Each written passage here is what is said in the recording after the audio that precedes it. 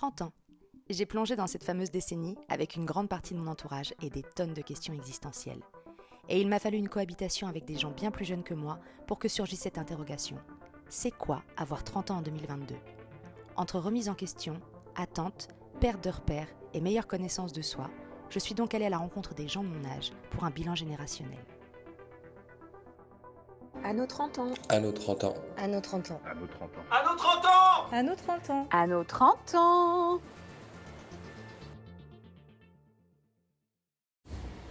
Donc aujourd'hui, on est dans un nouvel épisode de notre 30 ans et je suis avec Florian. Bonjour Florian. Salut. Je vais te laisser te présenter pour les gens. Tu vas me donner ton nom, ton âge et puis je te laisse après nous raconter comment t'en es arrivé là. Ça marche. Alors moi c'est Florian, je vais bientôt avoir 34 ans. Petit jeune. N'est-ce pas ? N'est-ce pas, ouais. Donc parcours un peu particulier pour ma part. Entre deux pays, un peu dès le début, parce que mon père il est allemand. Et ça fait 11 ans que je vis en Allemagne. Et finalement, après tout ce temps, je finis par rentrer en France. Process qui a été un petit peu long, mais ça y est, après avoir acheté une maison. Bah oui, parce que là on est dans ta super maison, qui est incroyable. Qui est pas mal en travaux aussi. Qui est pas mal en travaux, effectivement, mais qui est canon, on va pas se mentir. Donc toi, tu passes ton bac en France à l'époque ? Ouais, c'est ça. Donc j'ai fait un bac scientifique. Qui n'existe plus. Qui n'existe plus. J'ai appris ça, tu vois. C'est pareil, tu te dis, on a passé on prend des petits taquets. Ouais, on prend des petits taquets. Et spécialité physique-chimie à l'époque. Et après, j'ai fait des études d'art appliqué. Donc, rien à voir. Donc ça, tu peux te dire qu'aujourd'hui, avec Parcoursup, ça aurait été probablement plus compliqué. Parce qu'il t'envoie là où t'es de base, en fait. D'accord. Ouais, bah non. T'aurais dit non, vous faites une fac de chimie ou c'est que dalle. Super. Écoute, je regrette pas. Parce que, c'était pas mal niveau études. Donc t'as fait art appliqué dans quel coin ? J'ai fait une mise à niveau d'abord à Tours. C'était dur. Ouais. Parce que je suis arrivé là-bas, mais genre je connaissais personne, rien. À l'époque, j'étais très timide, réservé, encore plus que maintenant. Donc c'était pas forcément la meilleure année de ma vie. Mais après, j'ai fait la suite des études à Nantes. Et ça s'est beaucoup mieux passé. Déjà, j'ai retrouvé des gens qui étaient avec moi à Tours, donc ça fait un petit on se connaît, on s'est déjà vu quelque part. Et c'était un peu mieux, puis après j'ai rencontré plein de gens là-bas que tu connais aussi. Que je connais un peu en passant. Ouais. Et du coup, ça c'était quand 2012, ça s'est terminé, je crois. Après, j'ai cherché à bosser. J'ai pas trouvé de boulot. Est-ce que tu cherchais dans ton domaine ? Ouais. Au début, ouais. Et après 1 an de chômage, enfin même pas, parce que je touchais pas le chômage, donc c'était 1 an de recherche d'emploi. Est-ce que alors, tu cherchais quoi en sortie comme ça d'école ? Vers quoi tu te dirigeais à peu près ? Agence de pub, ce genre de truc, tu vois. Après, je m'étais dit plus genre dans le site internet que dans le print. Okay. Genre faire des affiches, des packaging et tout, c'était pas trop mon style. Ça me faisait un peu chier. Je préférais créer des sites internet ou même coder, tu vois.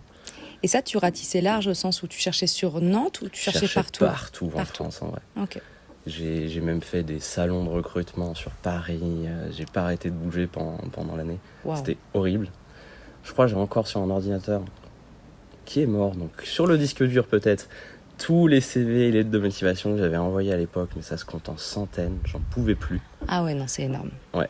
Et si bien qu'après presque 1 an, je me suis dit... je vais chercher juste un boulot alimentaire à un moment parce que il faut bien. Et même là, ça galérait, tu vois. Ah ouais, à ce point-là ? Ouais. Dans les petits jobs ? Ouais. Okay. Après, j'ai pas essayé McDo, tu vois. Mais... Peut-être un mal pour un bien. Ouais, peut-être. Mais à la fin, j'avais fait quand même un entretien pour une boîte qui allait faire des pitas sur Nantes, tu vois. Moi, j'ai connu un resto de pita sur Nantes, c'est peut-être ça.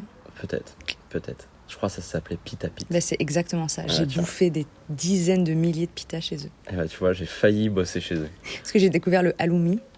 C'est trop bon. Voilà, et je connaissais pas. Et ils en mettaient plein leur pita. Et ma nouvelle drogue, quoi. J'ai découvert le halloumi en Allemagne seulement. Mais trop. Ah là Trop. là. La Et vie. du coup, j'ai vraiment failli bosser chez eux parce que en août 2013, je suis parti donc bosser en Allemagne.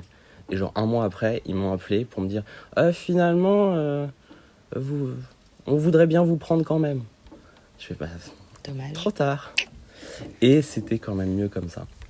Et ouais, et du coup, comment je suis arrivé en Allemagne, c'est mon oncle qui vit toujours là-bas et qui m'avait trouvé des trucs À faire. à faire. Et au début, je voulais pas, parce que j'étais en couple à ce moment-là. Je fais, on se fait chier, c'est pas possible, à distance, tout ça. Précurseur, le gars.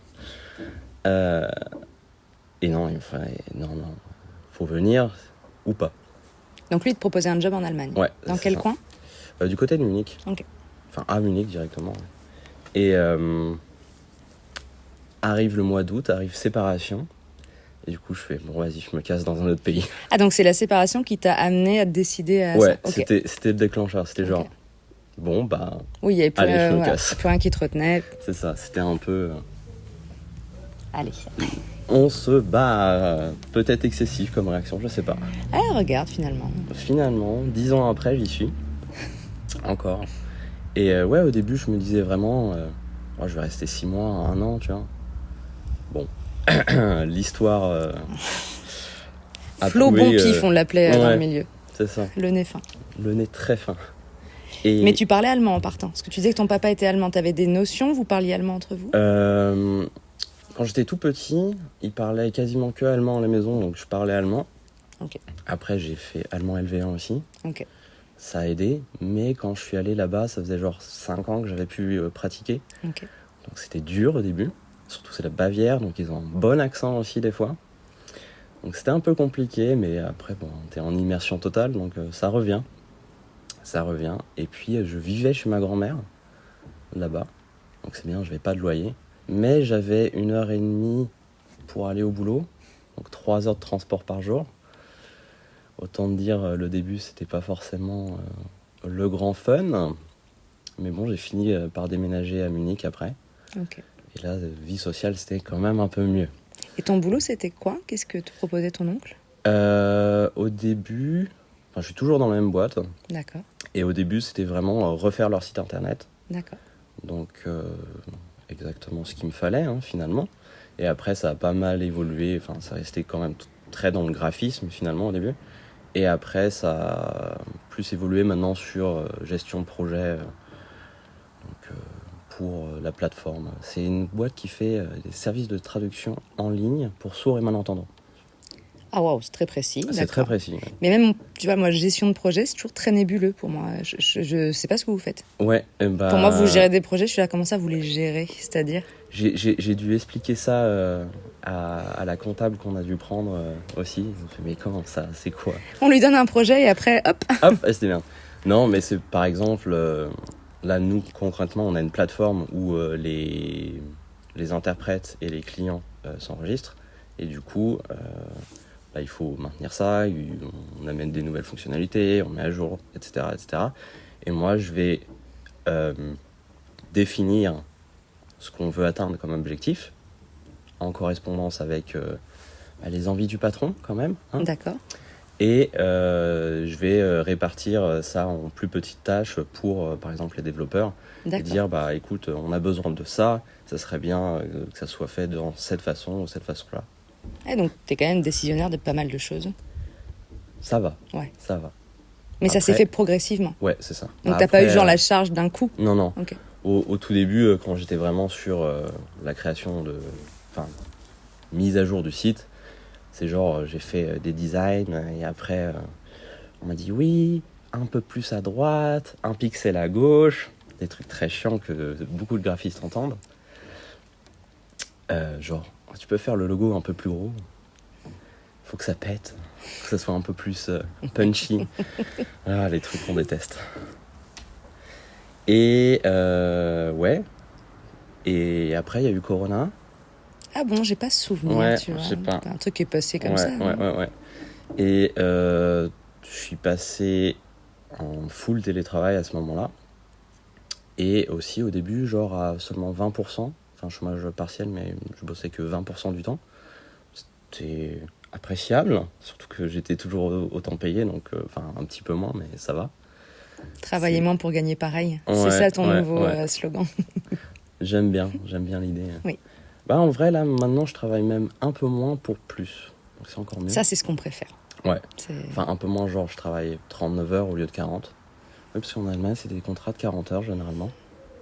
Mais moi, j'ai ça, mais je suis un peu plus payée que le SMIC, quoi. Quelle folie. C'est dingue. Ouais. Mais quand je suis arrivé en Allemagne, il n'y avait pas encore de salaire minimum là-bas. Ça n'existait pas. C'est arrivé en 2015 ou un truc comme ça seulement. Et en 2013, il n'y avait pas de salaire minimum. Ils pouvaient te payer comme tu voulais. Et du coup, j'étais pas bien payé au début. Ah, vous aviez pas un minimum de taux horaire ? Ah non. Ah, waouh. Et du coup, j'étais genre payé comme un stagiaire, toi. J'étais payé genre 500 balles par mois, un truc comme ça. Pour un plein temps ? Pour 40 heures semaine, ouais. Ok. Ils ont fait des progrès au niveau social depuis. Maintenant, il y a un salaire minimum qui veulent même mettre plus élevé qu'en France. Ça, je suis pas étonnée. Ce qui est peut-être pas très dur non plus. Ouais, nous, ils nous l'augmentent de 20 balles par an. Ils sont genre, en janvier, on vous a rajouté 20 euros. On est là, attendez, c'est hyper Waouh. sympa, attendez. Trop bien. Waouh, vu que tout augmente dans la foulée, c'est parfait. Bah, tu me diras, ça me fait penser un petit peu à la prime d'ancienneté que j'ai vue pour les 10 ans. J'ai eu 50 balles. Mais moi, je préfère qu'on me donne rien dans ces moments-là. Ouais, dans ces moments-là, c'est là, moins ridicule. voilà, quoi. laisse-moi râler. Et puis, voilà, je préfère ne pas savoir. Et un petit bouquin de développement personnel. On adore le dev perso, c'est Ouais, vraiment parfait c'est pour devenir un gros génial. taré. Ouais. Donc, ouais. Ok, d'accord. Et du coup, donc l'Allemagne, machin, Donc, tu restes dans cette boîte, tu montes en grade, tu C'est ça. découvres la vie à Munich. c'est ça. Et c'était bien. C'était très bien. Bah, la plupart de mes potes, c'est quand même des collègues. Ok. Mais après, j'ai quand même quelques autres connexions, les colocs, etc. Donc ça se fait bien. Et puis, je pense que c'est là-bas que j'ai développé un certain alcoolisme aussi. Bizarrement. Un peu grâce ou à cause, on va dire, plutôt des patrons. Parce que c'était ambiance très start-up à l'époque. On n'était pas bien payé, on bossait comme des cons. Et à 16h, t'avais le patron qui arrivait avec la bouteille de crément. Il vous faisait boire pour vous faire C'est oublier ça. que vous étiez mal payé. C'est ça. Ils avaient trouvé la technique et du coup, ouais, on avait le barbecue, c'est le grand barbecue Dans l'entreprise ? sur le parking de l'entreprise, Ok. qui était entouré d'arbres, donc c'était assez sympa. Et puis on avait une table comme ça aussi, dehors, et souvent Ça traînait, quoi. ça traînait, ouais, Genre juste en fin de semaine ? toute la semaine. D'accord, ok. Non, mais effectivement, c'est une pente savonneuse, quoi. Ouais, très. Savonneuse de crément, mais Ouais, savonneuse quand même. pas que. C'est l'Allemagne, il y a pas mal de bières Mais voilà, aussi. hein. qu'est-ce qu'ils boivent, du coup ? Du vin, comme chez nous ? Pas spécialement. Ça boit plus de bière que de vin. Ok. Après, j'ai beaucoup de potes là-bas qui n'aiment pas la bière. Ok. Du coup, eux, ils boivent Et du qui vin. sont allemands ? Ouais. Ok. Oui, après, tu Ça vas me dire- casse le cliché un peu, mais Non, je pense qu'il y a plein de gens qui aiment pas le vin en France. je pense aussi. ouais. Moi, à part le vin rouge, Oh, moi, ça va, j'aime bien tout.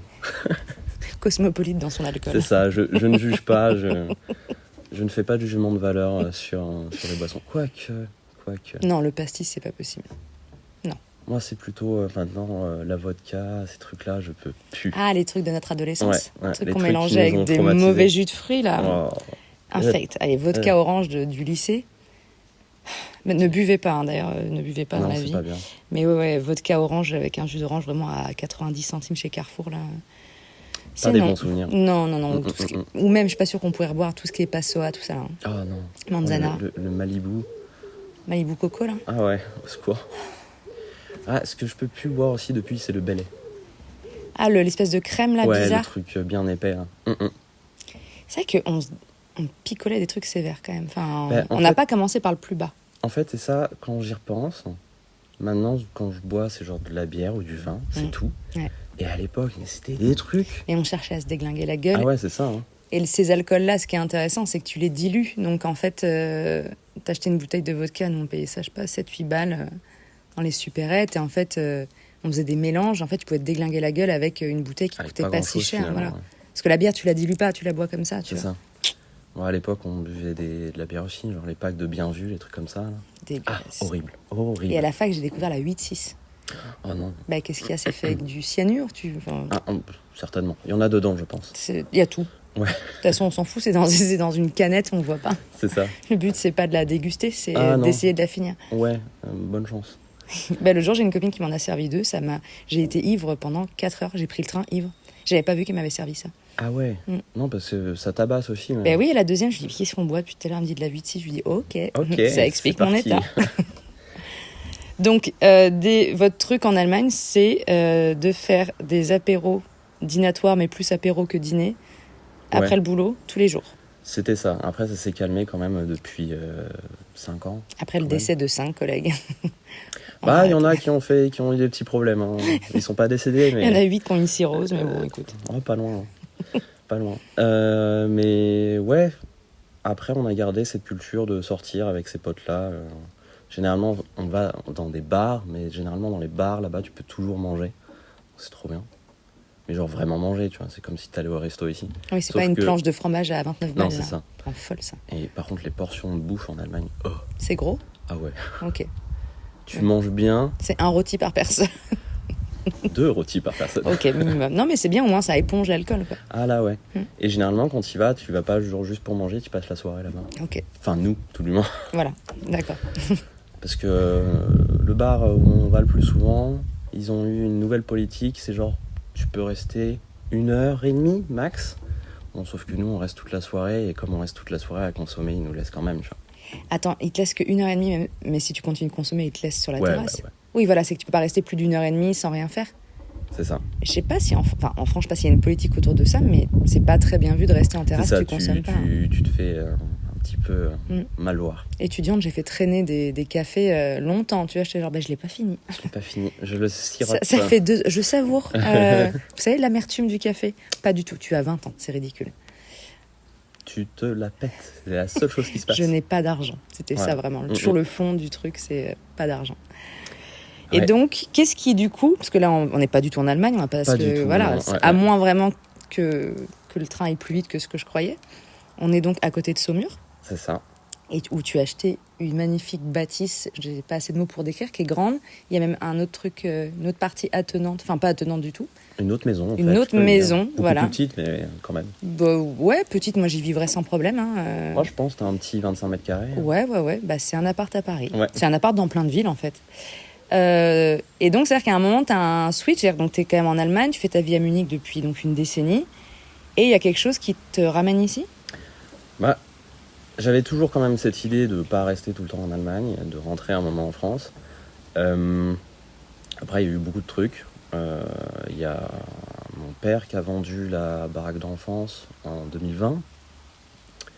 On a fait une grosse soirée. Enfin, non, on a fait une semaine de grosses soirées pour fêter ça. Et à Toujours ce truc allemand, hein, de Ouais, c'est faire bien. traîner. Ok. Et du coup, à ce moment-là, il y a plein de potes qui ressassent encore plus le truc, genre ouais, rentre en France, c'est cool quand même, regarde, on s'amuse bien, ce serait bien que tu rentres, ce serait bien que tu rentres, ce serait bien que tu rentres. Oh, Je bah, me puisque suis- vous insistez. Oh. Bon, ça a quand même mis presque 3 ans, Ok. parce que après je suis retourné vivre encore chez ma grand-mère, ça fait des économies, c'est bien. Et commencer à chercher un petit peu les baraques, tout ça doucement. Et bah fin 2022, décembre 2022, j'ai acheté la maison ici. Mais ici, c'est la région de ton enfance? Ouais, c'est Ouais, ça. Bah, j'ai d'accord. fait mon lycée à Saumur, Ok. juste à côté. Ok. Après, on habitait Dans la campagne. dans la campagne. On est un peu à la campagne ici. On est hein. totalement à la campagne. C'est très beau, vraiment. Et, mais dans un autre côté du département. Ouais. D'accord. Donc c'est ça qui te donne envie, c'est un peu le retour aux sources. C'est ça, retrouver les amis d'enfance, la région, un peu la famille. C'est juste à côté d'où vit ma mère aussi. Et ouais, et ça s'est fait. Puis je suis plutôt content de ça. Maintenant, je suis dans les travaux. Comme tout trentenaire qui se respecte. C'est ça, ça coûte un bras aussi. Oui, ça, bah, c'est ce que Et je disais. voilà. Comme tout trentenaire qui C'est se ça. respecte, tu vas Ouais. être un petit peu à sec. Ouais, c'est un peu ça. Mais tu disais que tu allais être un peu mieux payé, ça va mieux en Ah France. ouais, alors Ça, gros tu- cliché hein, de Ben, la France ouais, qui oui. se dit on est le pays qui taxe le plus. Bon, je me suis rendu compte que en Allemagne, je paye genre 2 fois plus d'impôts. Ouais. Et là, mon salaire brut, il n'a pas bougé. Mais mon salaire net, waouh, il a pris du grade. Et ça, c'est bien. Donc en fait, ce que tu disais, c'est que il y a une espèce d'ouverture de branche française de ton entreprise. Donc tu restes avec la même entreprise, C'est ça. tu travailles ici, tu peux faire tes travaux de maison. Exactement. Donc l'installation en France se passe très bien. Mais tellement bien. Je suis en télétravail tout le temps. Et t'as pas besoin de retourner en Allemagne pour travailler? Techniquement, non. Peut-être que de temps en Après, temps. là, j'y retourne en septembre pour un petit mois. Bon, surtout pour voir des concerts et compagnie. Mais Rien à voir avec le travail, du non, coup. je vais faire peut-être un petit saut au bureau. Et encore, pas sûr. Histoire de dire coucou, quoi. Par contre, je vais voir des collègues. Ouais. Mais au bar, Ok. certainement. Pas au boulot. Thématique récurrente. Donc tout se cale extrêmement bien. C'est très chouette. Et du coup, moi, ce que je vais te demander, parce que du coup, parfait, une décennie en Allemagne, c'est très bien, ça va te faire des souvenirs. Donc tu dois à peu près te souvenir de ton état d'esprit à ton arrivée en Allemagne, à peu près la personne que tu étais, Ouais. comparé à aujourd'hui, donc 11 ans plus tard. C'est quoi qui a changé dans toi, dans ce que t'es, dans ton fonctionnement?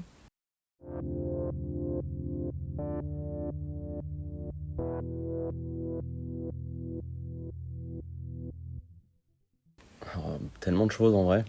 Je t'écoute. Déjà, je me souviens quand je suis arrivé là-bas, mais je râlais, mais surtout. Il n'y avait rien qui allait. Mais tout. Je me souviens un exemple que me ressort mon père à chaque fois. On était donc en 2013 et j'ai râlé parce que j'ai pas râlé sur la personne, mais j'ai râlé en racontant ça à mes parents. Parce que dans le train, il y avait un gars avec un baladeur CD en 2013. Et je trouvais ça absolument intolérable. Ah, c'est même plus que râler, il y a un petit mépris là. Ouais, il y avait un petit mépris. Hein. Et on adore les motos. J'en peux plus de ces motos. Extrêmement chiant.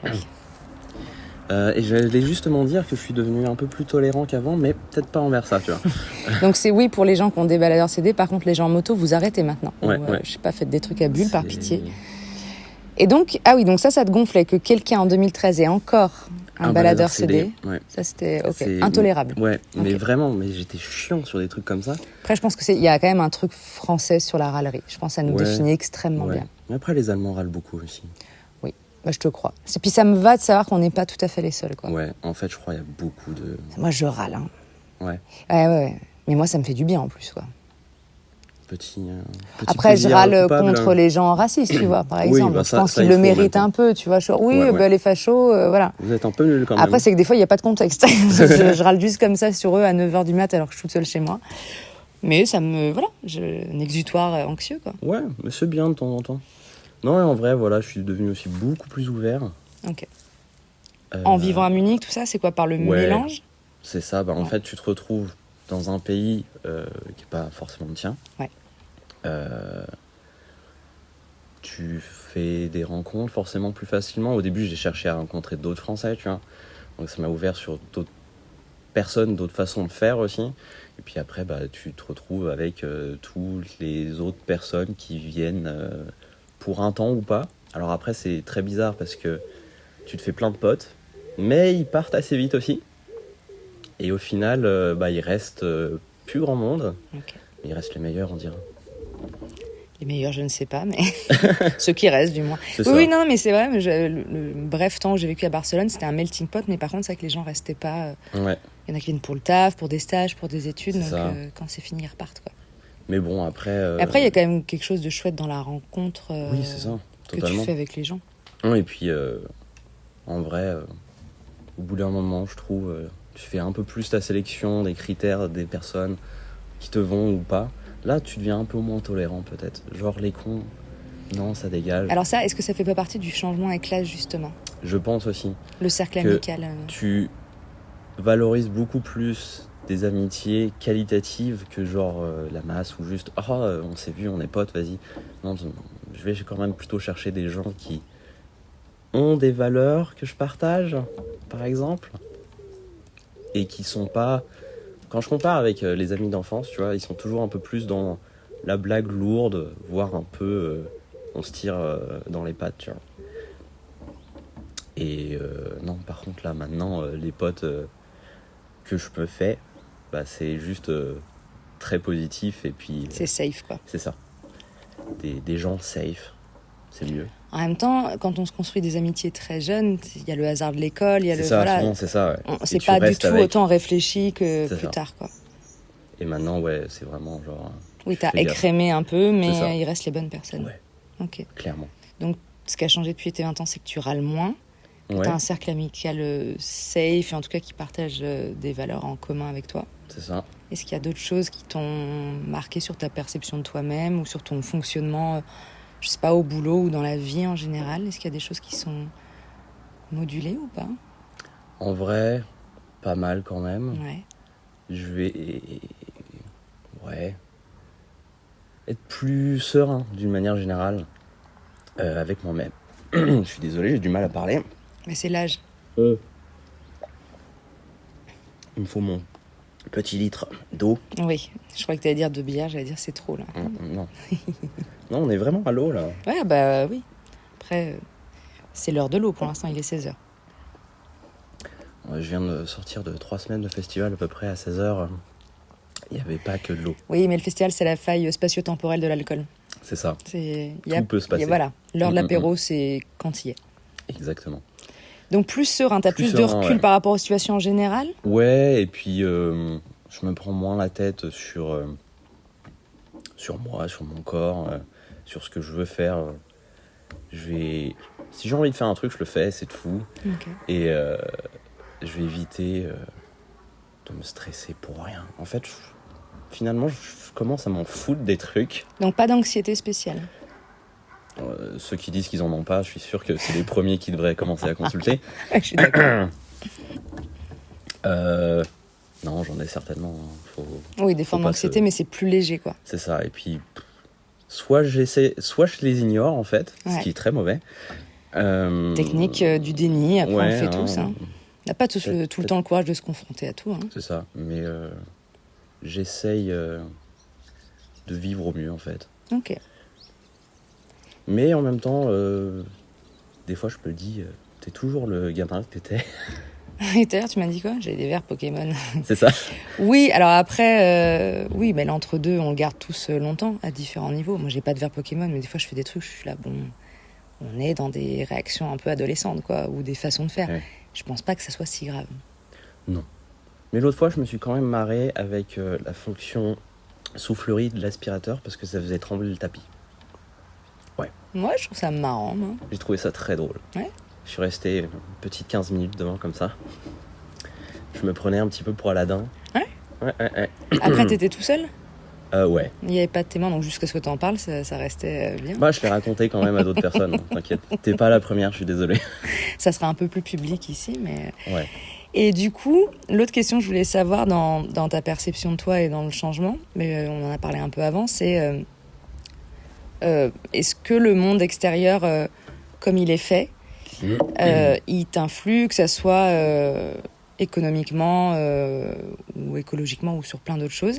Est-ce que ça te touche déjà toi en tant que personne? Parce que je pense que comme tout le monde, t'es un peu forcément au courant de ce qui se passe.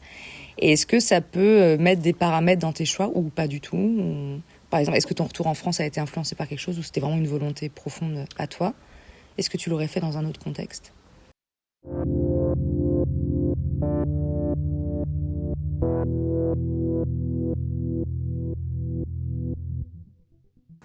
Pas mal le fait de vouloir être à la campagne pour pouvoir être un peu plus autonome. Peut-être, je sais pas. Autonome, tu veux dire par exemple comme cultiver des choses? Ouais. Ouais.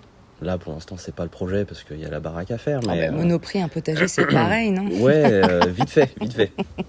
Mais ouais, certainement, à un moment. Faire Qu'est-ce des qui t'a cultures et attiré, tout, ouais. Qu'est-ce qui t'a attiré dans la pleine campagne, là?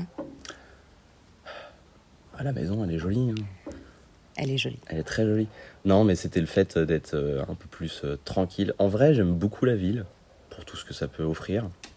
Mais je voulais un cadre de vie un peu plus tranquille, un peu plus posé. Et où je peux un peu plus profiter. Genre là, tu te mets sur la terrasse, t'as pas de bruit, à part de motos qui passent. Et t'es bien en fait. Ok. Les pieds dans l'herbe. Il y a des contextes plus violents Ouais, que celui-ci, franchement, ça va. effectivement. Et après, ce que tu te demandais par rapport au contexte extérieur, Genre tout ce qui est info et tout, j'essaye de pas trop suivre, j'avoue. Parce que je trouve ça assez anxiogène. Surtout en ce moment.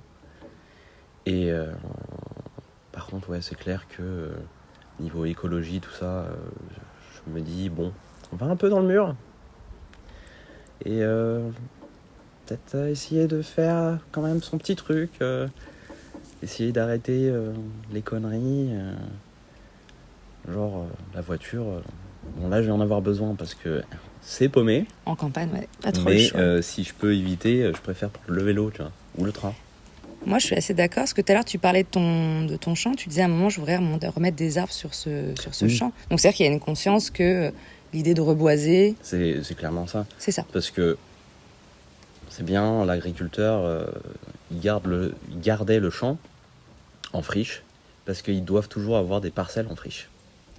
Ok, c'est bien. Mais ça, c'est tellement mieux si t'as des arbres dessus. C'est pas mal. Et du coup, ouais, l'idée, ça va être de mettre, faire des haies, pas comme on voit dans les lotissements, tu vois, mais des rangées d'arbres, Ouais, c'est ça. Ouais. avec des grands arbres, des plus petits autour, essayer de faire Ouais, on va faire un genre de bois qui un petit relancerait, bois, ouais. un petit écosystème. Parce que du coup, le but, ça serait même de repeupler d'un point de vue animalier, parce qu'il y a des animaux qui vont revenir, C'est ça. forcément. Et Ouais. franchement, je me dis ça pourrait être... Ah bah, ça s'oppose à la culture intensive, en tout cas, c'est c'est sûr. clair, c'est clair. Et sur ce champ-là, si tu reboises, ça serait envisageable de cultiver des choses ou pas du tout? Non, là, c'est vraiment juste pour refaire un coin de forêt? Non, il y aura certainement une petite partie aussi, je Ouais. pense, cultivée. Ok. Parce que ça fait quand même 3000 mètres carrés, c'est grand. Il y a de quoi mettre quelques pieds de tomates. C'est ça. Voilà, soyons Donc fous. certainement une petite partie bois, une petite partie culture. Donc ça, voilà. l'autonomie comme ça, c'est quelque chose qui t'intéresse en fait. Par exemple, l'autonomie alimentaire, avoir quelque chose qui produit un peu de nourriture. C'est ça. Après, je suis conscient que je pourrais pas être autonome à 100% là-dessus. Très utopiste quand même comme vision. Ça serait bien, mais Bah, en partie, en fait, si tu congèles des trucs ou que tu transformes Ouais, quelques c'est ça. légumes, tu peux te faire des petites réserves pour mais l'hiver. quoi. après, ouais, essayer d'avoir minimum. Oui, c'est ça, de limiter en fait, C'est ça. trouver un entre-deux qui soit Si, confortable. si on peut éviter d'aller au supermarché pour acheter des légumes pas de saison, c'est mieux. Et ça, c'est une conscientisation que tu as eue tôt ou c'est venu avec l'âge? En vrai, je crois c'était assez tôt quand même, parce que mes parents, ils sont quand même pas mal aussi dans cet esprit-là. Donc c'est venu un peu par l'éducation finalement. Mais ouais, je pense que j'ai toujours baigné un peu dans un contexte ouvert sur l'écologie, on va dire. Ok. Donc il y a peut-être un âge où ça prenait moins d'importance et avec les années, ça prend une autre tournure. C'est ça, parce que je me dis, je peux avoir peut-être un peu plus d'impact ou juste je veux une meilleure qualité de vie. Et ton boulot, il a un impact écologique ou pas? Non, pas spécialement. Non. Après, c'est un truc social, on va dire. Ouais. Parce que c'est traduction pour sourds et malentendants. Mmh. Donc ça reste positif. Ça reste très positif. Et, mais par contre, ouais, niveau écologie, pas trop. Oui, il n'y a pas de démarche de pas- l'entreprise particulièrement. Non. On ne peut pas aider et la nature et les gens, Apparemment, porteurs de handicap. Ok. Après, peut-être on peut imaginer le fait qu'on n'ait pas de grands bureaux qui soient chauffés tout le temps, parce qu'on a juste un tout petit bureau pour les 2-3 personnes qui vont sur place. Tous les autres, on est en télétravail, donc peut-être là-dessus, c'est déjà une petite pierre. Mais c'est toujours ça de prix. Et est-ce que tu as une appréhension à quitter la ville pour la campagne? Ouais. Ouais. À quel propos? Ben, en fait, pour tout ce que la ville a proposé, que ce soit les sorties, la culture, là, il y avait une période, toutes les semaines, j'avais un concert à voir à Munich, tu vois. Là, ça s'est réduit. J'étais à 2 concerts par mois. Ça fait une semaine sur 2. C'est déjà pas mal. Et ça, ouais, c'est le gros truc qui me fait un peu peur du retour à la campagne. Après, là, depuis que je suis en France, je vois quand même plein de gens en ville. Je vais à la gare, je prends le train, et puis voilà, ça se fait aussi. C'est juste un peu plus contraignant, mais ça se fait. Ça se fait. Moi, j'ai jamais autant pris le train depuis que je suis à la campagne et ça va. C'est un chouette En transport. vrai, ça va. Quand il est à l'heure. Quand il est à l'heure. Quand il Quand il arrive. réutilise pas des trains pour des raisons que C'est j'ignore ça. complètement. Mais oui, il y a des gares, ça serait mieux s'il y en avait encore plus. Mais Exactement, ouais. C'est pas mal le train, moi j'aime bien ce mode de transport. C'est un endroit où j'adore dormir. Ah ben là, c'est ça. Moi, ça va être ça ce soir, je pense, en rentrant. Parce que... Après, ça m'a valu quelques mésaventures, mais... De t'endormir dans le train? Ouais. C'est-à-dire? Pas te réveiller et arriver au terminus, et c'était le dernier train. Moi, j'ai pas ce lâcher-prise. Je peux pas... Je pense que je suis dans un demi-sommeil, en fait. Ouais. Mais j'ai un pote qui allait à Strasbourg et qui est allé au-delà, puisqu'il s'est réveillé en Allemagne. Ah, c'est pas mal. Voilà, il y a quelques années. Il était genre, qu'est-ce qu'on a changé de langue ou... Qu'est-ce qui se passe? Et tout le monde lui parle en allemand, il était genre, je sais pas ce que... Je suis où? Rien. Donc, tu t'es réveillé au terminus du dernier train? Ouais. Dieu merci, il y a des hôtels? Ouais, et ils étaient pleins. Donc j'ai dormi à la gare. Ouais. Je sais pas quoi te dire, ça me dépite. Ça fait partie des expériences de la vie. Ça fait des histoires à raconter. Ah ouais, j'en ai pas mal des comme ça. T'as dû t'endormir sacrément profondément. Ah oui. Ça me dit juste. Mais quand je dors dans le train, je dors, mais vraiment. Moi, des fois, ce qui m'arrive, c'est que ça bouge et ma tête, elle se cogne hyper fort contre la vitre. Ah, moi, je dors contre la vitre. Bah oui, mais moi aussi. Mais ça tressaute. Ah ouais. Donc je me réveille en moto-assommant, en fait. C'est pas super agréable non plus. Après, venant d'un mec qui a dormi à la gare, s'il te plaît, peut-être. On va arrêter je ne dirai rien. Ouais. Ça va, j'ai pas déjà de lecteur CD, donc le mépris. Ok, c'est bon. Ça va alors. Et du coup, ma dernière question, ça va être 10 ans en Allemagne, retour à la campagne, parce que là, tu fais en plus un double truc, c'est que tu quittes la ville pour la campagne en France, donc plus en Allemagne. Tu as vécu toutes tes expériences et tout. Est-ce qu'aujourd'hui, ce que tu parlais du fait, par exemple, qu'en vieillissant, tu avais trouvé des moyens de prendre du recul, d'être moins anxieux, en tout cas de prendre les choses avec plus de calme, est-ce qu'il y a aujourd'hui quelque chose, un leitmotiv ou n'importe quoi, ou même quelque chose que quelqu'un t'a dit un jour, une leçon qui t'est restée en tête, qui te permet aussi d'avoir cette douceur de vie, je sais pas, c'est un peu caricatural, mais en tout cas, ce calme qui te permet d'avancer plus sereinement. Est-ce qu'il y a quelque chose en particulier ?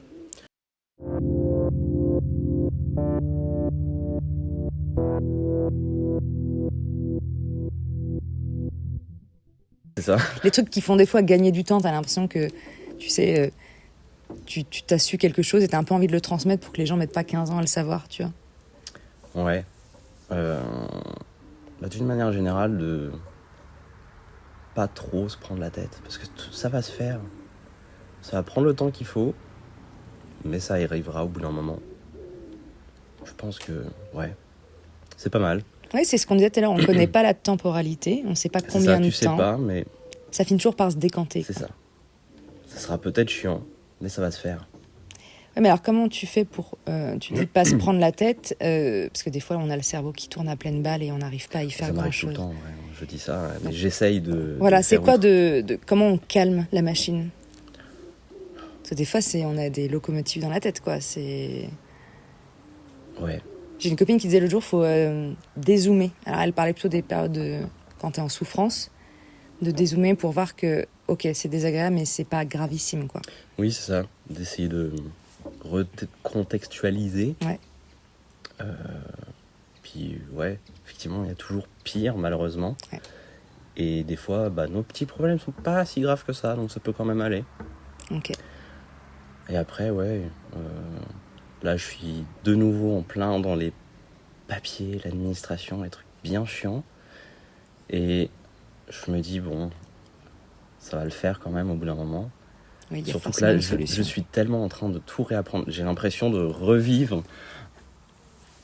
un deuxième début d'autonomie d'adulte, tu vois. À la redécouverte de l'administration c'est ça. Française. Je comprends rien, je connais les trucs allemands, tu vois. Et là, je suis en mode... Oh non, faut tout refaire, faut tout réapprendre. Même moi qui suis pas partie vivre en Allemagne, même moi je suis pas au clair sur certains trucs. Non, ça va, ça me rassure. Demande des numéros, je suis là, j'en ai jamais entendu parler. Mais qu'est-ce que vous me voulez ? Puis tu sais qu'il faut les appeler, puis tu sais que tu vas attendre. Et je déteste téléphoner. Moi je m'installe dans des goûters, des goûters d'attente. Ah, c'est pas bête ça. Ah oui, je me fais un café, des cookies. Ah oui, je sais où je vais de toute façon. Et je vais vers l'attente. Super. Autant que ça soit le plus agréable possible. C'est ça. J'adore les cookies, j'adore le café. Autant bien se mettre. La dernière. Oui, puis comme ça je suis peut-être moins de mauvaise humeur au moment où quelqu'un décroche. Mieux. Parce que toi, tu vois le temps défiler sur ton téléphone, tu sais que ça fait 14 500 fois que sur une musique de Vivaldi, on te dit que bientôt un conseiller va répondre à votre appel. C'est un mensonge.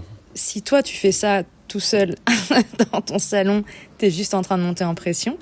Alors que si t'accompagnes cette attente de quelque chose de sympa, C'est une bonne... tel qu'un film aussi de mauvaise qualité, j'ai regardé Die Hard hier, je me disais c'est un bon film d'attente ça pour moi. En J'y vrai, mets pas en vrai, c'est pas bête. Ouais. Tu vois, ça me demande pas une attention folle, parce que je sais, globalement. On sait. Voilà.